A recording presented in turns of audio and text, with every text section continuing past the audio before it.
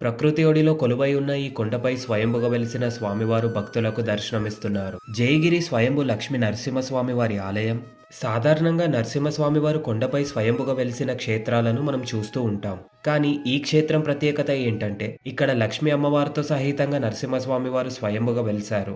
యాదాద్రితో సమానమైన క్షేత్రమని ఈ క్షేత్రాన్ని ఎందుకంటారంటే దాదాపు 300 సంవత్సరాల క్రితం ఈ ప్రాంతానికి చెందిన ఒక ముసలావిడ యాదగిరిగుట్టకు వెళ్లి లక్ష్మీ నరసింహస్వామి వారిని దర్శించుకుంటూ ఉండేది. అయితే ఒకరోజు అనారోగ్యానికి గురై మంచం మీద నుంచి లేవలేని పరిస్థితికి వచ్చింది. అయినప్పటికీ స్వామివారిని దర్శనం చేసుకోవాలనే తపనతో బయలుదేరింది. ఆ సమయంలో దారిలోనే ఆమె ఒక్కసారిగా స్పృహ కోల్పోయి కింద పడిపోయింది. అప్పుడు లక్ష్మీ నరసింహస్వామి వారు ఆమెకి కలలో ప్రత్యక్షమై, అమ్మా, నేను నీకు దగ్గరలో ఉన్న ఈ కొండపైన స్వయంభుగా వెలిసి ఉన్నాను, నువ్వు అక్కడికి వెళ్ళి నన్ను దర్శించుకో, పూజా కార్యక్రమాలు నిర్వహించుకో అని స్వామివారు చెప్పడం జరిగింది. మీరిక్కడ చూసినట్లయితే ప్రతి మెట్టుకు పసుపు, గంధం, కుంకుమతో అలంకరించారు.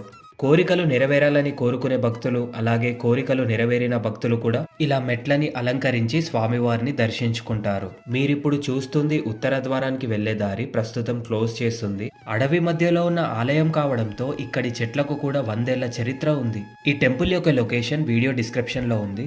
ఈ వీడియో మీకు నచ్చితే సబ్స్క్రైబ్ చేయండి, జై నరసింహస్వామి అని కమెంట్ చేయండి, లైక్ చేయండి.